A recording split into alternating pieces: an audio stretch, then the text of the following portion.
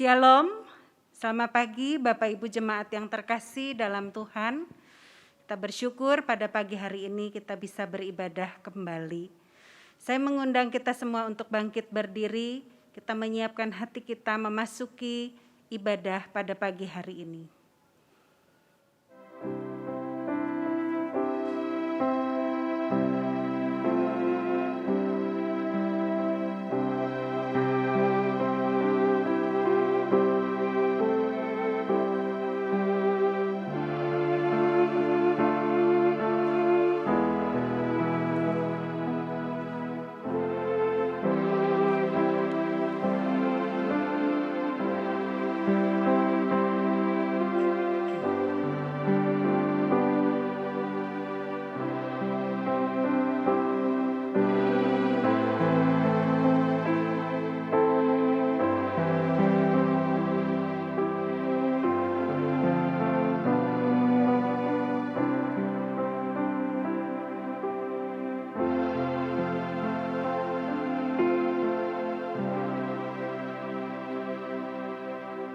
Pertolongan kepada kita adalah di dalam nama Tuhan yang menciptakan langit dan bumi.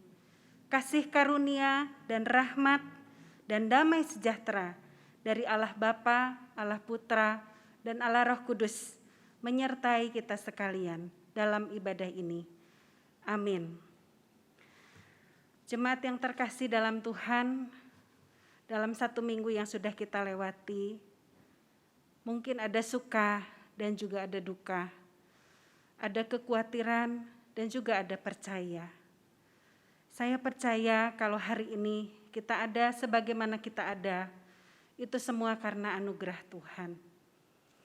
Ketika kita belajar bersyukur, meskipun di tengah-tengah pergumulan dan kekhawatiran, dan juga masalah-masalah dalam hidup kita, Allah damai sejahtera itu akan memberikan kita sukacita dan kekuatan yang melampaui segala akal.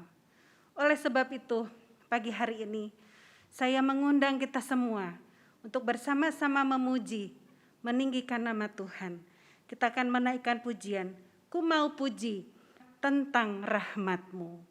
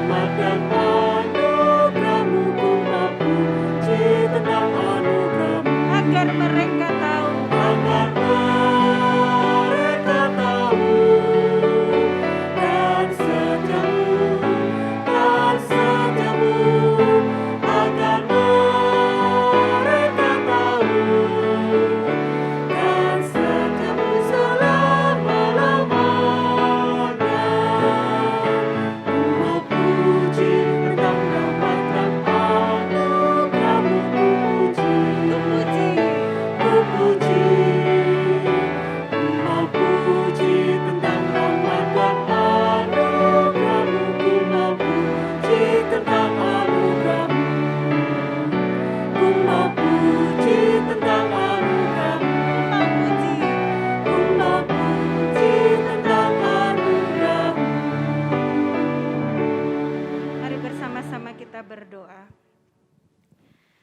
dalam surga, sungguh ya Tuhan, kami mau menaikkan pujian dan hormat kami kepada Tuhan.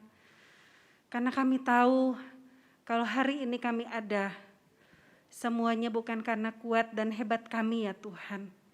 Di tengah-tengah segala ketakutan, kekhawatiran kami akan kehidupan kami di masa yang berat ini. Tetapi kami melihat bagaimana tangan Tuhan terus menopang dan menyertai kami. Terima kasih ya Tuhan kalau pagi hari ini ada waktu bagi kami untuk beribadah kepada Tuhan. Terima kasih Tuhan, karena pagi hari ini kami juga diingatkan akan kebesaran kasih dan rahmat Tuhan dalam hidup kami. Untuk keluarga yang kami kasihi, untuk pekerjaan yang Tuhan masih percayakan kepada kami, untuk kesehatan yang Tuhan berikan buat kami, untuk kecukupan berkat hari lepas hari. Terima kasih ya Tuhan untuk semua yang Tuhan sudah lakukan dan berikan kepada kami. Hati kami selalu bertambah kagum dan hormat kepada Tuhan.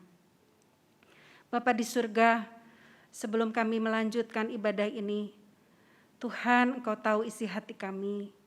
Tuhan tahu segala kelemahan dan dosa kami. Mohon Tuhan melayakkan kami, mohon Tuhan mengampuni segala dosa, pelanggaran yang sudah kami lakukan. Dengan segala kata-kata kami, pikiran-pikiran kami yang salah, dan juga sikap kehidupan kami yang tidak menjadi berkat dan mendukakan hati Tuhan. Mohon Tuhan mengampuni dan melayakkan kami, sehingga ibadah ini, puji-pujian yang dinaikkan, sungguh-sungguh boleh menyukakan hati Tuhan. Terima kasih ya Tuhan, sekali lagi kami serahkan jalannya ibadah ini, kami yang ada di rumah kami masing-masing, dan juga setiap pelayan-pelayan Tuhan, mohon Tuhan mengurapi setiap kami. Terima kasih Bapa di surga, di dalam nama Tuhan Yesus kami sudah berdoa dan mengucap syukur. Amin. Saya akan bacakan berita anugerah pada pagi hari ini dari Mika pasal 7 ayat 18 sampai 19. Demikian bunyi firman Tuhan. Siapakah Allah seperti Engkau yang mengampuni dosa dan yang memaafkan pelanggaran dari sisa-sisa miliknya sendiri, yang tidak bertahan dalam murkanya untuk seterusnya, melainkan berkenan kepada kasih setia. Biarlah Ia kembali menyayangi kita, menghapuskan kesalahan-kesalahan kita, dan melemparkan segala dosa kita ke dalam tubir-tubir laut. Kita bersyukur untuk berita anugerah pengampunan yang Tuhan berikan kepada setiap kita. Mari jemaat yang terkasih dalam Tuhan, bersama dengan setiap orang percaya di segala tempat dan di segala abad, kita akan mengikrarkan pengakuan iman rasuli yang berbunyi demikian. Aku percaya kepada Allah, Bapa yang Maha Kuasa, Khalik langit dan bumi, dan kepada Yesus Kristus, anaknya yang tunggal Tuhan kita, yang dikandung dari Roh Kudus, lahir dari anak darah Maria, yang menderita sengsara di bawah pemerintahan Pontius Pilatus, disalibkan, mati dan dikuburkan, turun ke dalam kerajaan maut, pada hari yang ketiga, bangkit pula dari antara orang mati, naik ke surga, duduk di sebelah kanan Allah, Bapa yang Maha Kuasa, dan dari sana Ia akan datang untuk menghakimi orang yang hidup dan yang mati. Aku percaya kepada Roh Kudus, gereja yang kudus dan am, persekutuan orang kudus, pengampunan dosa, kebangkitan tubuh, dan hidup yang kekal. Amin. Jemaat dipersilahkan duduk kembali. Bapak Ibu jemaat yang terkasih dalam Tuhan, Tuhan menyertai gerejanya di setiap abad dan di setiap tempat. Ada kalanya gereja mengalami pergumulan, tetapi Tuhan selalu menolong. Lagu yang akan kita nyanyikan berikut ini dilatar belakangi oleh situasi sulit yang dialami oleh gereja pada zamannya. Pada waktu itu gereja menghadapi pengajaran yang sesat. Oleh sebab itu Samuel J. Stone mengarang pujian yang akan kita nyanyikan, yang mengajarkan kita, mengajarkan umat pada waktu itu, bahwa dasar dari setiap gereja adalah Yesus yang datang ke dalam dunia.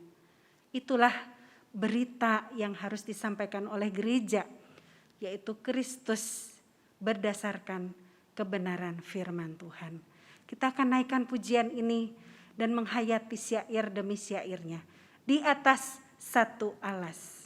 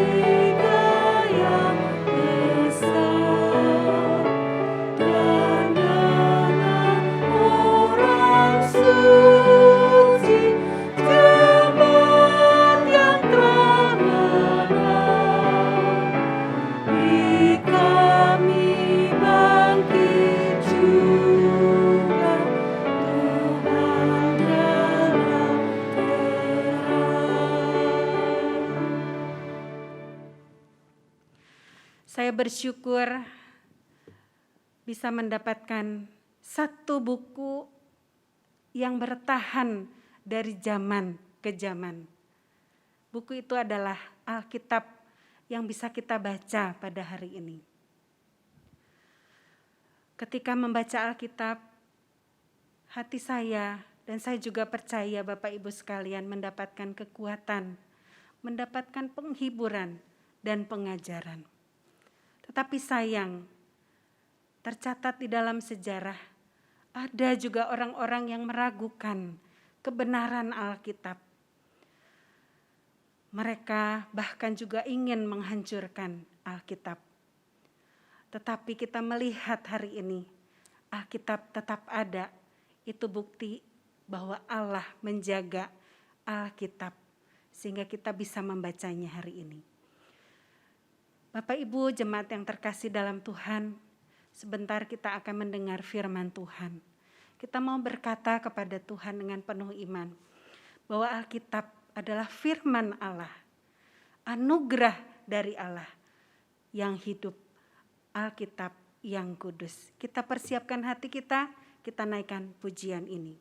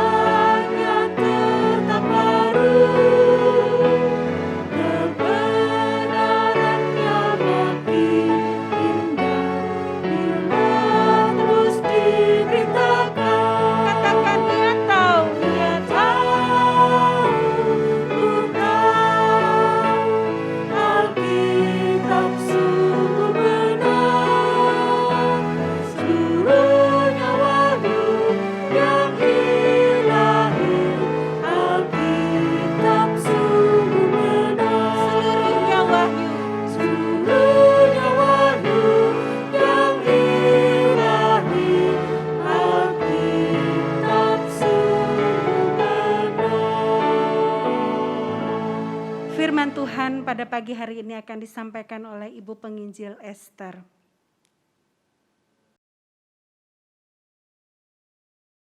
Salam sehat, salam sejahtera, saudara-saudara yang dikasihi Tuhan. Mari kita tundukkan kepala, mohon penyertaan Roh Kudus di dalam kita mendengar dan belajar firman Tuhan. Bapa di surga, kami datang ke hadapan-Mu dengan segala kerendahan hati. Kami mohon Tuhan boleh memimpin kami. Roh-Mu yang kudus boleh menyertai kami di dalam kami membaca dan merenungkan firman Tuhan. Biarlah kepada kami semua boleh dibukakan betapa pentingnya kami belajar kebenaran firman Tuhan. Karena semua itu akan menolong kami, di dalam kami bertumbuh, di dalam kami menjaga hidup kudus di hadapan Tuhan. Berkati hamba-Mu yang lemah dan merasa tidak layak ini, sehingga dia boleh dipakai oleh Tuhan untuk menyampaikan kebenaran firman Tuhan dan menguatkan seluruh jemaat Tuhan. Terima kasih Bapa, demi Yesus Kristus kami berdoa. Amin. Saudara-saudara, mari kita buka Alkitab kita, Kisah Para Rasul 20 ayatnya yang ke-28 sampai ke-31.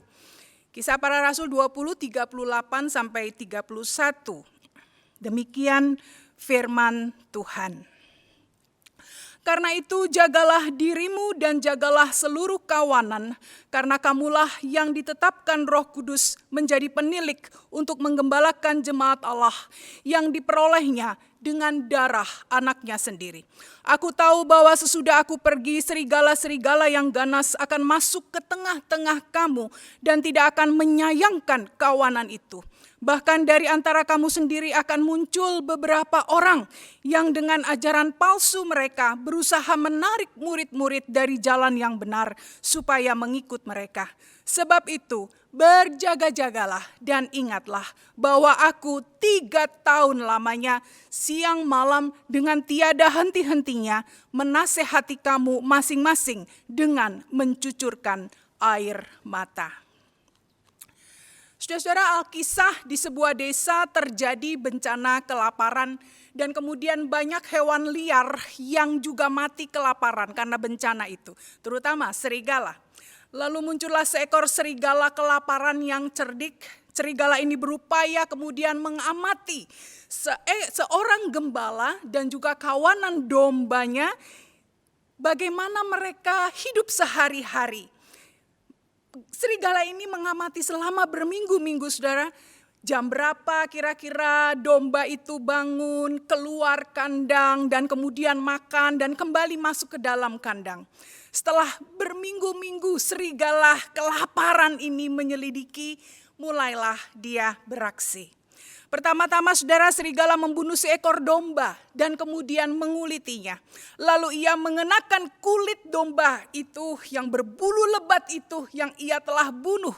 Dan kemudian dia masuk berbaur di kalangan domba-domba gembalaan sang gembala. Nah saudara, setelah berminggu-minggu dengan sabar, dia hidup bersama-sama dengan domba-domba itu, menahan diri. Pada siang hari serigala cerdik ini bersama-sama merumput di padang rumput, bermain, tidur bersama dengan kawanan domba. Lalu pada satu malam ketika sang gembala sedang tidur dengan nyenyak, serigala kemudian menerkam seekor gembala dan memakannya. Nah, satu hari jumlah domba di dalam kawanan gembalaannya berkurang dan ini membangkitkan kecurigaan sang gembala. Dan akhirnya sang gembala menyadari dan menjadi khawatir. Gembala kemudian memutuskan untuk menyelidiki apa gerangan yang terjadi. Dia kemudian memutuskan untuk tidak tidur malam dan dia berjaga-jaga. Dan saudara, ketika dia berjaga, dia tiba-tiba dikagetkan karena dia melihat ada seekor domba yang kemudian menyerang domba yang lain dan kemudian mencoba untuk memakan domba tersebut. Dan saudara, kemudian gembala itu menyelidiki dan dia memperhatikan dengan lebih seksama. Dan ternyata dari wajahnya terlihat ini bukan domba, tetapi ini adalah serigala yang mengenakan bulu domba. Dan saudara, kemudian dia menarik senjata dan menembak mati serigala tersebut, maka tamatlah serigala itu. Dan saudara, banyak sekali dongeng tentang serigala yang serupa. ya, bertema serupa. Dan mayoritas menggambarkan karakter dari binatang ini sebagai hewan yang cerdik, yang licik, predator domba dan kambing. Kebalikan dengan domba dan kambing yang kerap digambarkan begitu bodoh, begitu polos, dan kemudian kerap menjadi sasaran pemangsa hewan predator. Nah, saudara, di dalam ayat-ayat yang tadi kita sudah baca, Paulus berpesan kepada para penatua di gereja Efesus. Mereka adalah para pemimpin gereja Efesus ketika berada di sebuah pelabuhan yang bernama Miletus. Ini adalah pesan-pesan terakhir Paulus sebelum ia meninggalkan gereja ini. Paulus berpesan agar mereka, para pemimpin gereja itu, berhati-hati dengan serigala ganas yang merujuk kepada para pengajar palsu. Mereka itu harus diwaspadai dengan seksama. Nah, saudara, Paulus wanti-wanti agar para pemimpin gereja Efesus sungguh-sungguh menjaga kemurnian pengajaran Injil. Tidak melenceng dari apa yang telah Paulus ajarkan dengan intensif selama 3 tahun atas gereja ini. Nah, saudara, apa yang terjadi di antara gereja Efesus? Ajaran sesat apa yang Paulus begitu khawatirkan terjadi di gereja Efesus? Nah, saudara, untuk menjawab ini kita perlu melihat pesan Paulus kepada Timotius beberapa tahun kemudian, karena Timotius adalah penerus daripada pelayanan Paulus di gereja Efesus. Saudara, ternyata ada banyak sekali ajaran-ajaran palsu di seputar gereja Efesus pada waktu itu. Ada ajaran Yudaisme, ada ajaran Gnostikisme. Ini adalah pengaruh budaya Yunani setempat, serta kebiasaan masyarakat setempat sebagai para penyembah berhala. Karena Efesus adalah pusat penyembahan terbesar di dunia pada waktu itu. Penyembahan berhala pada waktu itu. Nah, saudara, banyak penafsir lebih melihat bahwa pengaruh Yudaisme lah yang berpotensi disebut sebagai serigala-serigala ganas yang terjadi pada waktu itu di gereja Efesus. Dan ini adalah semacam ajaran sesat, bidat, pecahan ataupun sempalan dari Yudaisme yang kemudian mencoba mempengaruhi ajaran Injil di tengah-tengah jemaat gereja. Ajaran-ajaran yang bersifat mistikisme, ya, merupakan bidat-bidat sempalan Yudaisme. Dan hal ini juga yang kemudian, saudara, menyebabkan Paulus mendorong Timotius untuk dia stay di Efesus, tetap tinggal di gereja Efesus. Untuk apa? Untuk menjaga pengajaran yang sehat, guna melawan ajaran-ajaran sesat yang ada di seputar gereja Efesus. Ini dicatat di dalam 1 Timotius, saudara. Meskipun, saudara, nampaknya pekerjaan serigala ganas yang sangat destruktif ini ya hanya sekedar bersifat doktrinal dan bukan mengancam fisik. Namun ternyata ini sangat berbahaya dan mematikan. Karena apa, saudara? Karena ini akan membawa murid-murid Kristus kemudian menyimpang dari Injil.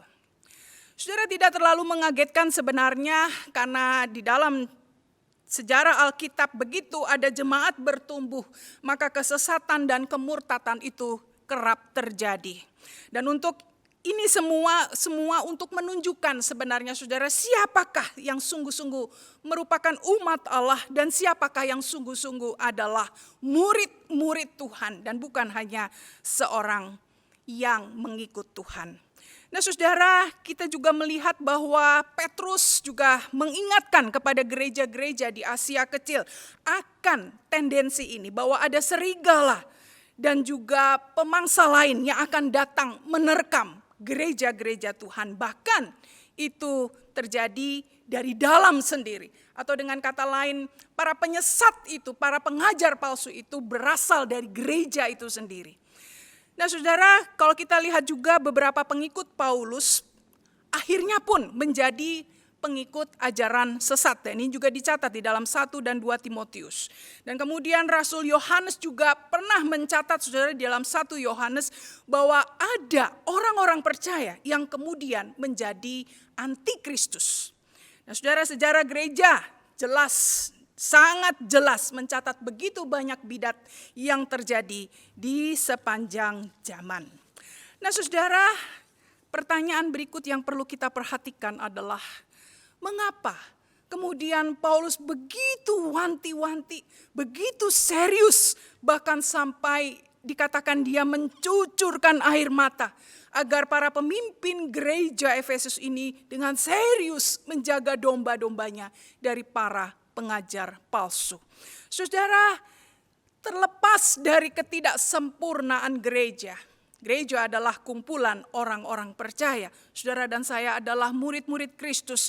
Kita semua adalah orang-orang yang paling dikasihi Allah di dunia ini. Gereja adalah orang yang paling dikasihi di dunia ini. Dan gereja itu merupakan biji mata Allah, saudara.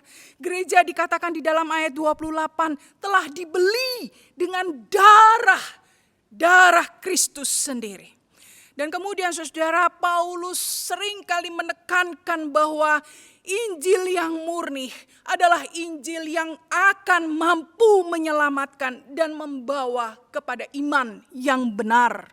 Saudara, Injil yang murni adalah satu-satunya jalan bagi kita semua bisa diselamatkan. Oleh karena itu, segala pengajaran yang memutarbalikkan Injil yang murni, sebaliknya dia akan pengajaran-pengajaran itu akan membawa orang bahkan jauh meninggalkan keselamatan daripada Tuhan. Saudara, di dalam ayat 29 Paulus membuka dengan satu kata, aku tahu.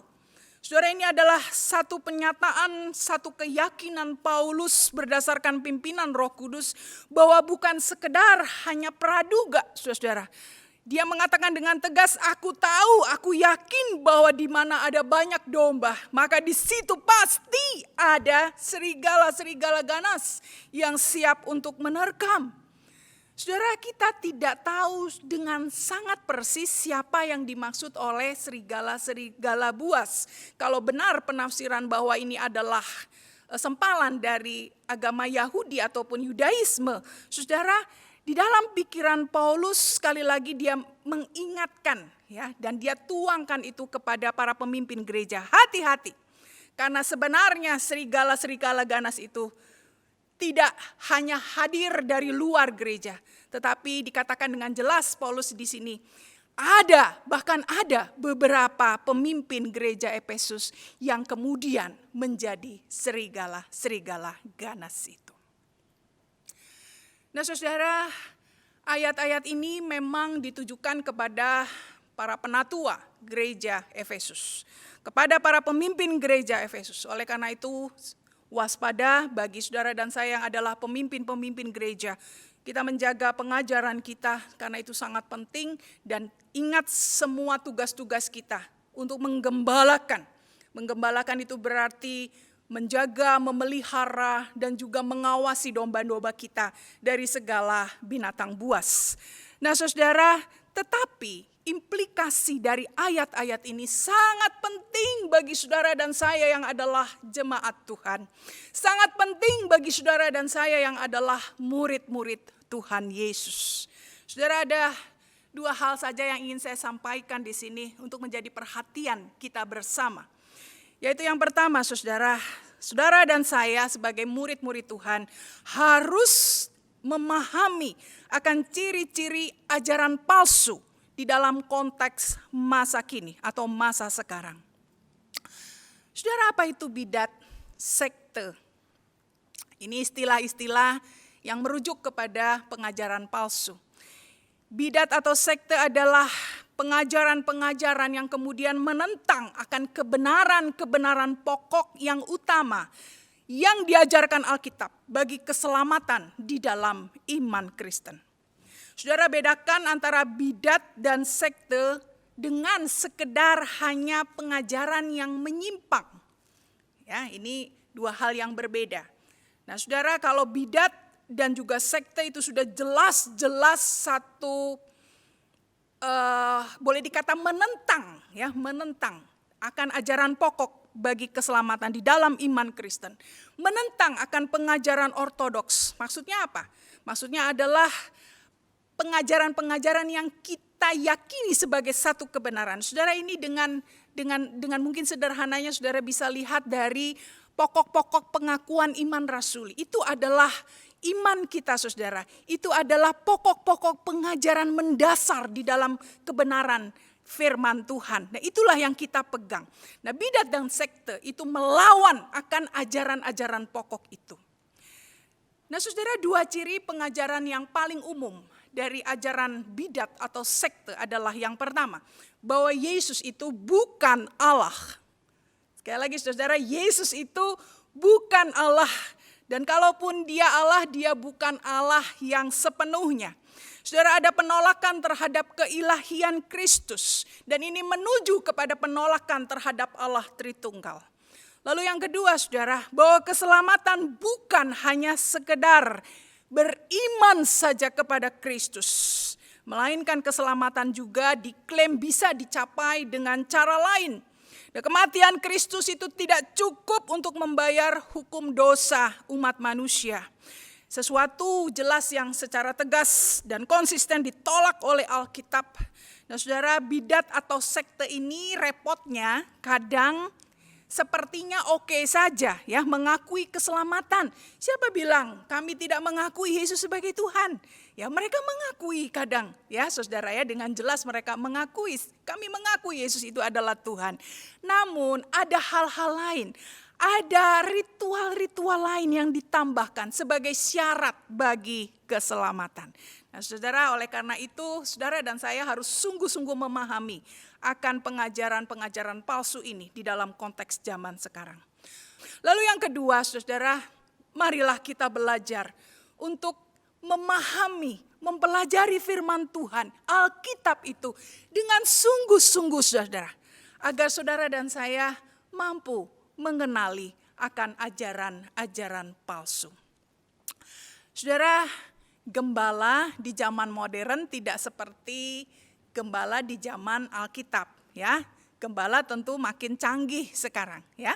Nah, saudara, kalau menjaga domba-dombanya, gembala-gembala modern di zaman sekarang terutama di luar negeri ya, mereka bisa menggunakan pagar listrik, saudara ya. Pagar listrik yang akan melingkupi kawanan domba di satu tempat.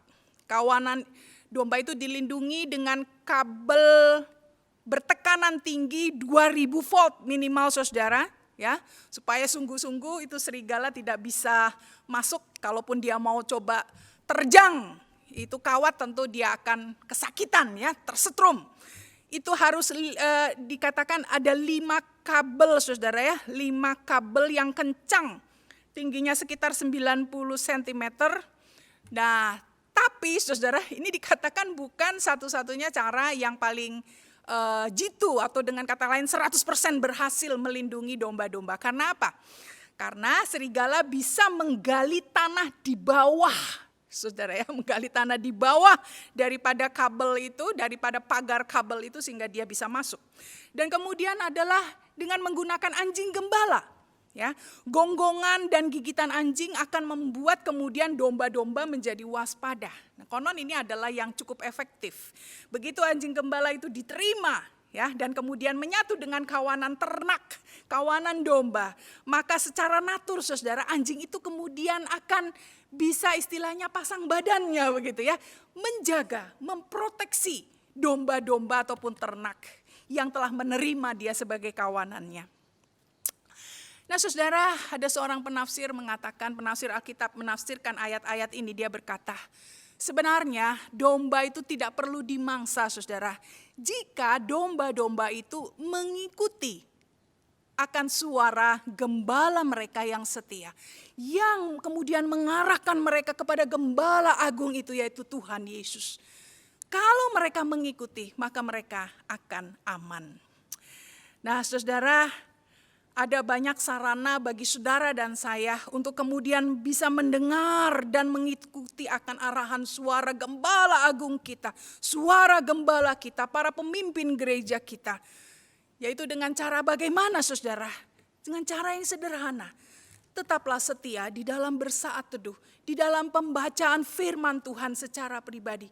Saudara akan belajar akan maksud dan rencana Tuhan di dalam hidup saudara melalui pembacaan firman Tuhan, melalui ibadah setiap minggu, saudara. Janganlah kita meninggalkan ibadah setiap minggu, karena disitulah saudara diberi kesempatan untuk mendengarkan suara gembala kita. Dan saudara, di dalam situasi pandemi, ada banyak jemaat yang berkata, wah kalau saya ibadahnya bisa 3 kali Bu. Ada yang bilang, saya bisa 4 kali Bu di berbagai gereja. Ya, itu adalah firman Tuhan yang akan menolong kita untuk kita boleh mendengarkan suara gembala kita. Silakan. Tapi saudara, saya menasehati, harap saudara beribadah dulu di gereja kita ya, karena saudara dan saya adalah jemaat Gereja Kristen Kalam Kudus. Setelah itu saudara bisa belajar juga firman Tuhan di channel-channel YouTube yang lain. Dan saudara, suara gembala itu juga kita bisa dengar melalui pembinaan-pembinaan yang ada di gereja. Ya, melalui komisi, melalui komunitas dan lain sebagainya.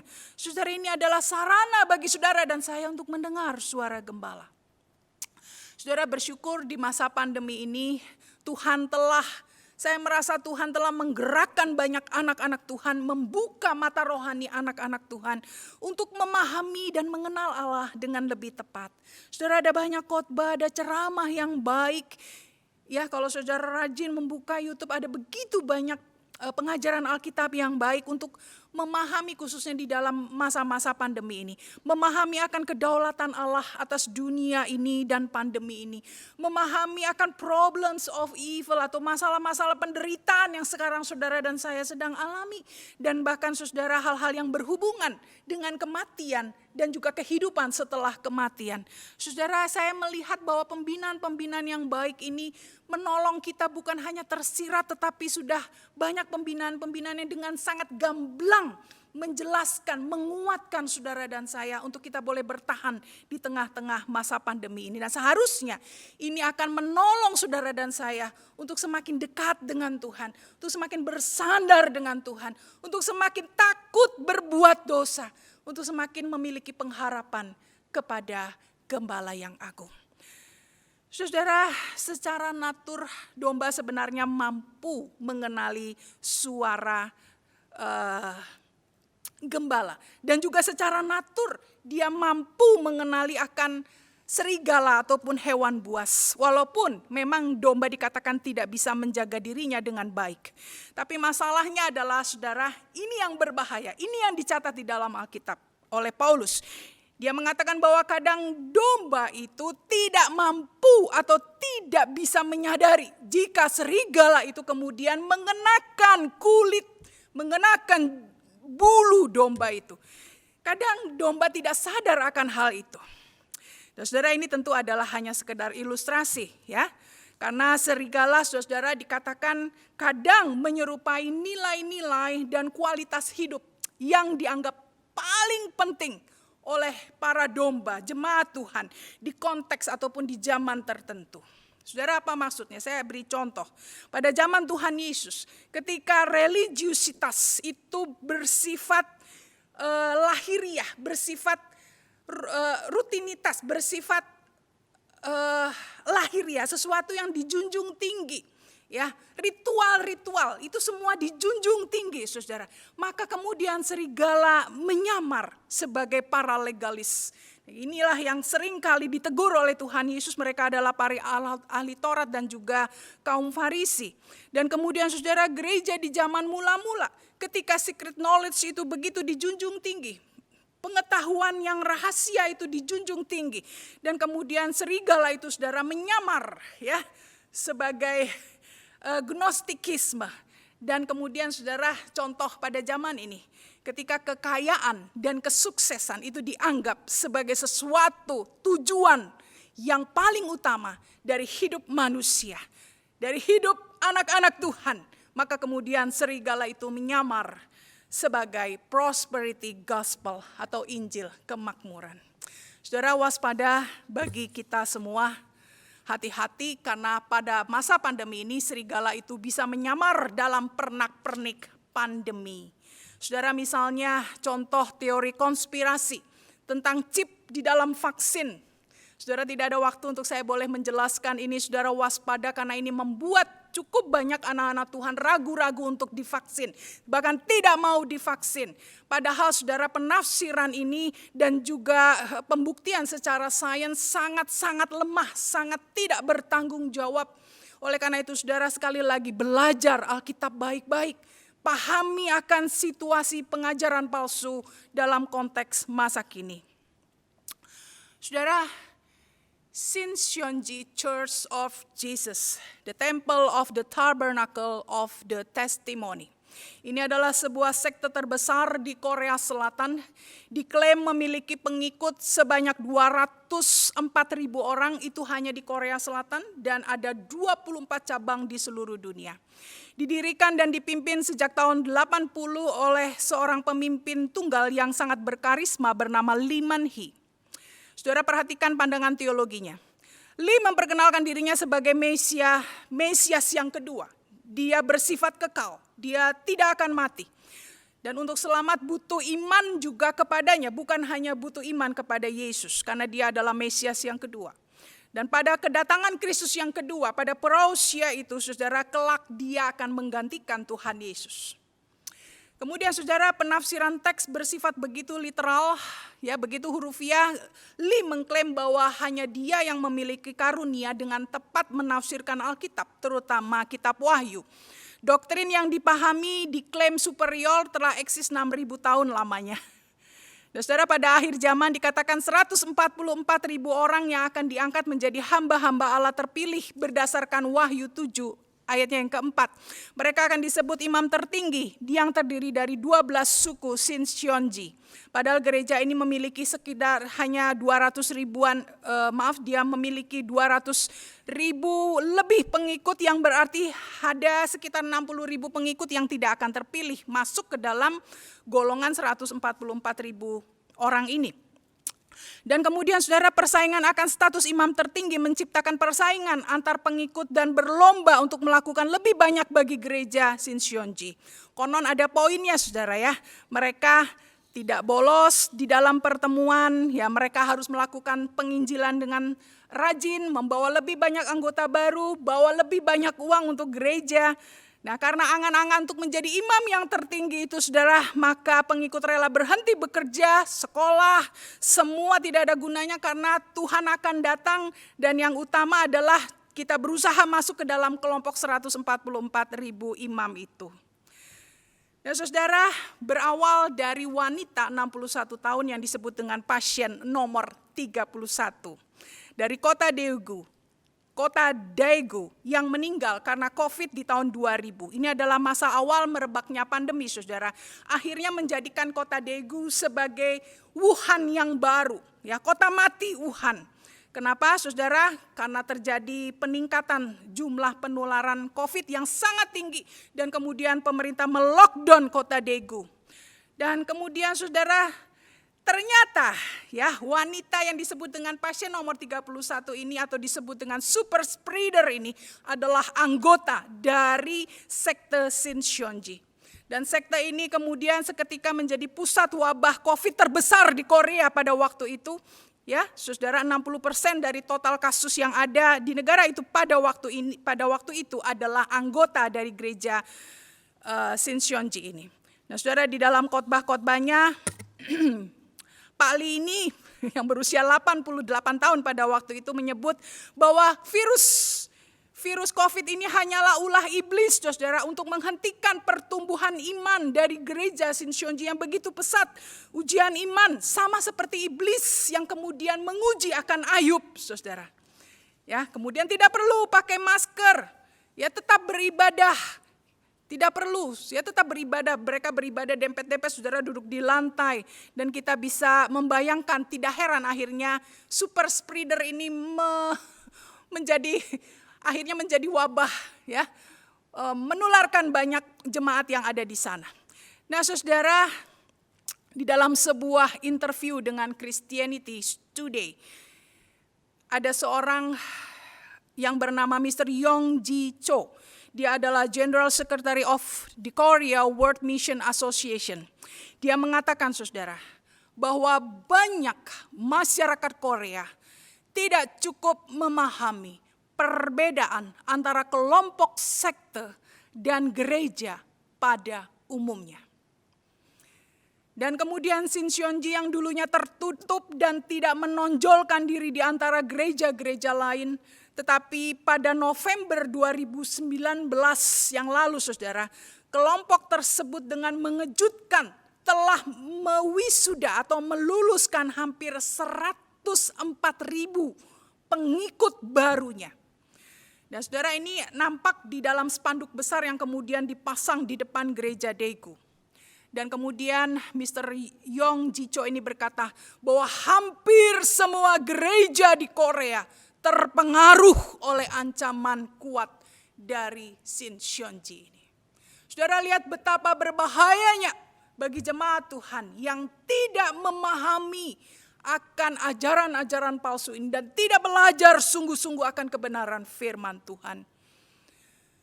Sebagai penutup saudara, saya hanya ingin mengutip sebuah perkataan dari John Piper di dalam artikelnya yang membahas tentang tema ini. Saudara, dia berkata, jika rasul besar itu, yaitu Paulus, yang bekerja siang dan malam untuk menjaga kebenaran pengejaran yang sehat di tengah jemaat, jika dia bekerja dengan air mata menjaga kemurnian pengajaran Injil itu, lalu berapa banyak pion kecil seperti saya ini kemudian harus mencurahkan hidup siang dan malam dengan air mata untuk gereja Tuhan. Saudara, bagaimana dengan saudara dan saya? Tuhan memberkati kita semua. Mari kita berdoa. Bapa di surga, hamba-Mu sudah selesai berbicara. Di dalam keterbatasan waktu dan juga pemaparan hamba-Mu ini, biarlah Roh Kudus boleh menjamah setiap kami, menggerakkan setiap kami, menolong setiap kami. Untuk kami boleh menjadi murid-murid Tuhan yang sungguh-sungguh mau belajar firman Tuhan, dibekali dengan kebenaran firman Tuhan, sehingga kami boleh menjadi umat Tuhan yang sungguh-sungguh bisa tetap eksis di tengah dunia dengan segala pengajaran-pengajaran palsu yang bertentangan dengan firman Tuhan.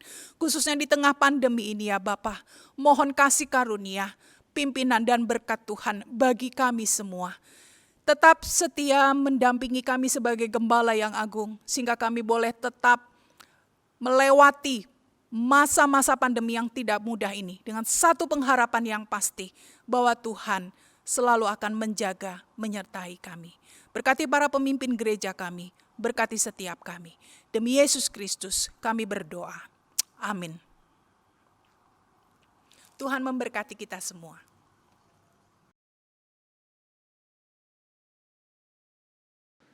Jemaat sekalian, kita bersyukur untuk firman Tuhan yang telah kita dengarkan, dan mari kita akan melanjutkan dengan doa syafaat. Mari kita berdoa. Bapa kami yang bertata dalam kerajaan surga, kami sungguh menyadari bukan satu keputusan yang mudah bagi pemerintah ketika harus terus memperpanjang PPKM sampai tanggal 30 Agustus. Tolong Tuhan di dalam segala pertimbangan yang ada untuk menekan laju kenaikan angka COVID di berbagai daerah, biarlah pemerintah diberikan hikmat bijaksana dari Tuhan. Dan kami juga berdoa Tuhan untuk pemerintah daerah dimanapun berada, pemerintah kabupaten, pemerintah kota, agar dapat mentaati dan juga melaksanakan keputusan pemerintah tersebut demi untuk kebaikan bersama. Ya Tuhan, kami juga berdoa ya Tuhan bagi pemerintah-pemerintah daerah, supaya pemerintah daerah juga dapat mengantisipasi segala kemungkinan yang terjadi ketika peraturan ini tetap di aturan PPKM tetap diperpanjang sampai tanggal 30 Agustus. Kami tahu ada berbagai macam pergumulan masyarakat ketika harus mendengar berita demikian. Mampukan masyarakat untuk tetap bertahan dan tetap taat terhadap aturan dari pemerintah. Terima kasih ya Tuhan. Kami juga berdoa Tuhan bagi pemerintah Kota Malang yang sedang giat-giatnya mengadakan vaksinasi di berbagai tempat, dan juga secara khusus memasuki pada golongan usia muda, usia 12 sampai 18 tahun.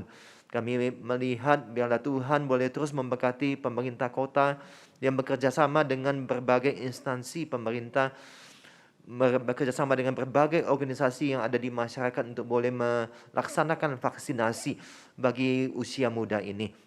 Kami terus berdoa ya Tuhan, agar rencana herd community ini dapat terlaksana di Kota Malang ini. Walaupun kami tidak tahu kapan akan terwujud herd community yang diidam-idamkan demikian. Terima kasih Tuhan untuk setiap orang yang terlibat di dalamnya. Kami juga tak henti-hentinya berdoa bagi jemaat Gereja Kristen Kalam Kudus Malang. Kami bersyukur untuk jemaat-jemaat yang telah pulih dari COVID. Kami terus berdoa untuk jemaat-jemaat yang menghadapi pasca COVID. Biarlah Tuhan juga boleh memberkati untuk pemulihan kesehatan mereka sehingga bisa pulih total adanya. Kami juga berdoa bagi jemaat-jemaat yang juga menghadapi sakit-sakit terminal lainnya, kanser, cuci darah dan yang lainnya. Biarlah Tuhan yang boleh terus berikan kekuatan kepada jemaat untuk menghadapi proses pemulihan yang ada. Terima kasih ya Tuhan. Kami juga bersyukur hari ini kami boleh mengadakan donor darah. Kami berdoa biarlah kegiatan gereja donor darah untuk mendukung kebutuhan donor darah di Kota Malang ini dapat terlaksana dengan baik. Dan biarlah jemaat-jemaat, khususnya jemaat-jemaat yang merupakan penyintas COVID juga dapat mengambil bagian di dalam donor darah pada hari ini. Terima kasih ya Tuhan. Kami juga bersyukur untuk sebentar lagi kami akan memberikan persembahan. Biarlah persembahannya kami berikan ini juga keluar dari hati kami yang mengucap syukur melihat bagaimana pemeliharaan Tuhan bagi hidup kami, bagi usaha dan pekerjaan kami. Terima kasih ya Tuhan. Kami serahkan semua doa-doa kami ini hanya di dalam nama Tuhan Yesus Kristus yang mengasihi kami. Amin. Shalom jemaat sekalian, kita bersyukur untuk kita boleh memasuki minggu terakhir di bulan Agustus ini. Dan terima kasih kepada penginjil Esther Gunawan yang telah menyampaikan kebenaran firman Tuhan tentang pentingnya pengajaran yang sehat dalam kehidupan berjemaat. Kiranya kita boleh terus memperhatikan apa yang kita dengar, apa yang kita pelajari di dalam kehidupan bergereja ini. Dan juga terima kasih kepada setiap para pelayan ibadah yang dengan setia melayani di tengah-tengah situasi pandemi saat ini. Terima kasih atas pelayanan Bapak Ibu Saudara sekalian. Tuhan memberkati keluarga Bapak Ibu sekalian. Dan selanjutnya persembahan dapat Bapak Ibu berikan dengan cara transfer ke rekening gereja maupun scan QR Code seperti yang ada di layar. Persembahan dapat berupa persembahan rutin biasa maupun persembahan aksi peduli COVID-19. Dan selanjutnya kita akan menyaksikan warta tayang. Dipersilakan. Shalom jemaat sekalian, mengingatkan bagi jemaat yang telah mendaftarkan diri untuk mengikuti donor darah. Pelaksanaan donor darah diadakan pada hari ini pukul 8 sampai 12 siang, bertempat di Jalan Arif Margono 18 Malang. Donor darah diperuntukkan bagi jemaat yang sudah melewati 3 hari vaksin yang pertama atau melewati 7 hari setelah vaksin yang kedua. Bagi jemaat yang sama sekali belum menerima vaksin, dapat langsung mengikuti donor darah. Jemaat diharapkan untuk mempersiapkan diri dengan beristirahat yang cukup, makan pagi, dan banyak minum air. Pelaksanaan donor darah akan dilakukan sesuai dengan protokol kesehatan. Kebaktian doa streaming Selasa 31 Agustus 2021 akan dilayani oleh Evangelis Esther Gunawan Sulistyo dan diadakan melalui aplikasi Zoom pada pukul 6 sore. Minggu depan, kita akan melakukan sakramen perjamuan kudus dan menyerahkan persembahan perpuluhan kita. Mari bersama-sama menyiapkan hati dan pikiran kita. Ibadah streaming minggu depan, tanggal 5 September 2021, akan dilayani oleh Pendeta Hendra. Dan ibadah youth akan dilayani oleh Evangelis Carolina Soputri.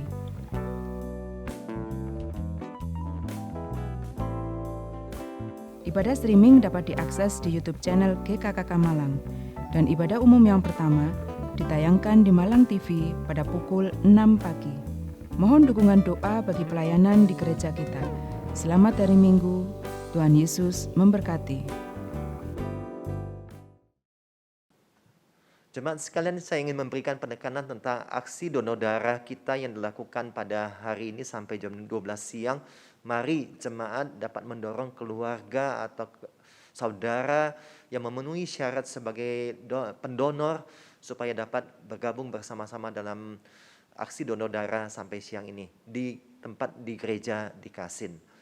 Baik jemaat sekalian, kita tahu bahwa 1-2 hari ini kita perlu mewaspadai karena ada sedikit kenaikan dari angka COVID di Kota Malang ini. Oleh karena itu mari kita memperhatikan kesehatan kita dengan ketat. Kita perhatikan juga ketika kita keluar dari rumah kita dengan prokes yang ketat. Jaga kesehatan kita.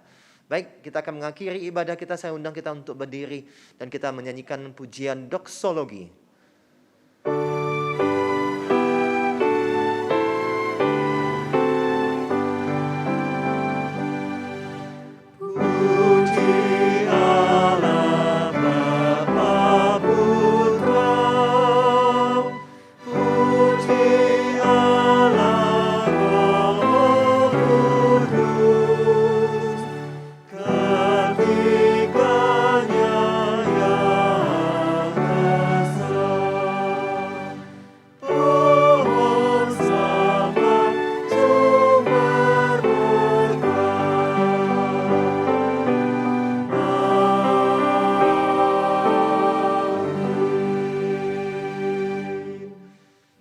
Jemaat yang dikasihi oleh Tuhan dan yang mengasihi Tuhan, arahkanlah mata hati dan pikiranmu kepada Tuhan dan terimalah berkat dari Tuhan.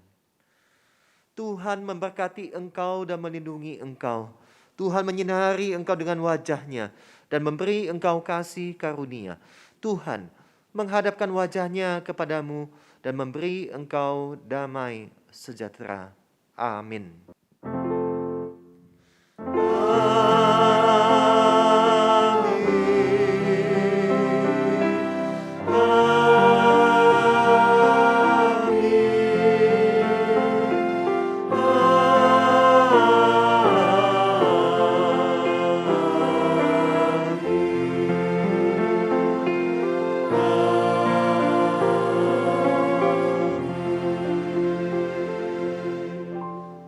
Ibadah kita selesai, silakan mengambil saat teduh. Tuhan Yesus memberkati kita semua. Amin.